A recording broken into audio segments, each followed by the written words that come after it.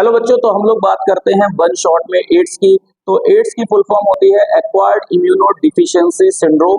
Syndrome का मतलब होता है ग्रुप ऑफ सिम्टम्स। अब एड्स जिस वायरस के थ्रू होता है वो है एचआईवी वायरस, और एचआईवी वायरस में single standard RNA as a genetic material होता है। साथ ही साथ इसमें वो आरएनए होता है जिसमें रिवर्स ट्रांसक्रिप्टेज एंजाइम है। तो ऐसे वायरसेस या ऐसे आरएनए जिनमें रिवर्स ट्रांसक्रिप्टेज एंजाइम होता है, तो उन वायरस को हम लोग रेट्रो वायरस की श्रेणी में रखते हैं। तो एचआईवी रेट्रो वायरस है। एचआईवी का पहला केस हमें देखने को मिला था 1981 में अमेरिका में, और इसका पहला केस इंडिया में हमें देखने को मिला था केरला में।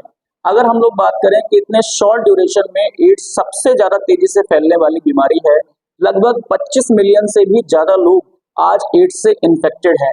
अगर बात करें कि एड्स किस तरीके से ट्रांसमिट होता है, तो जर्नली एड्स ट्रांसमिट होता है इन्फेक्टेड पर्सन से अनप्रोटेक्टेड सेक्स करने में, या फिर कंटेमिनेटेड ब्लड या ब्लड प्रोडक्ट के ट्रांसफ्यूजन से।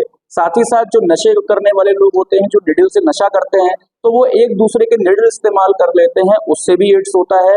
और अगर कोई फीमेल जो प्रेग्नेंट है उसे एड्स है, तो प्लेसेंटा के थ्रू उसके बच्चे भी एड्स ट्रांसफर हो जाता है।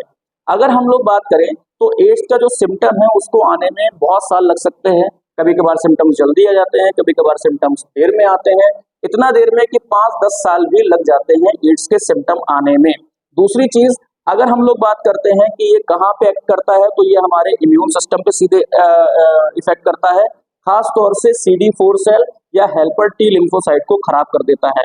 अब इससे क्या होता है कि इससे बहुत सारे जो हमें वायरसेस हैं, बैक्टीरिया हैं या फंगस हैं, उनके इन्फेक्शन हो जाते हैं। यहाँ तक कि नॉर्मल पर्सन को जिनसे इन्फेक्शन नहीं होता है, जैसे टॉक्सोप्लाज्मा, उनसे भी एड्स के पर्सन को इन्फेक्शन हो जाता है। और बार बार बुखार आना, डायरिया, वेट लॉस होना, ये इसके बहुत ज्यादा कॉमन सिम्टम्स हैं। अब अगर हम लोग बात करते हैं कि एड्स को हम डिटेक्ट कैसे करें, तो एड्स को हम डिटेक्ट कर सकते हैं पीसीआर से, लेकिन ये अर्ली डिटेक्शन है। और एड्स को डिटेक्ट कर सकते हैं एलाइजा से, और एलाइजा की फुल फॉर्म होती है एंजाइम लिंक्ड इम्यूनोसॉर्बेट एसे। अगर हम लोग बात करें कि एड्स के पर्सन में किस तरीके का ट्रीटमेंट होता है, तो ड्रग्स चलती हैं और इनको हम कहते हैं एंटी रेट्रोवायरल ट्रीटमेंट।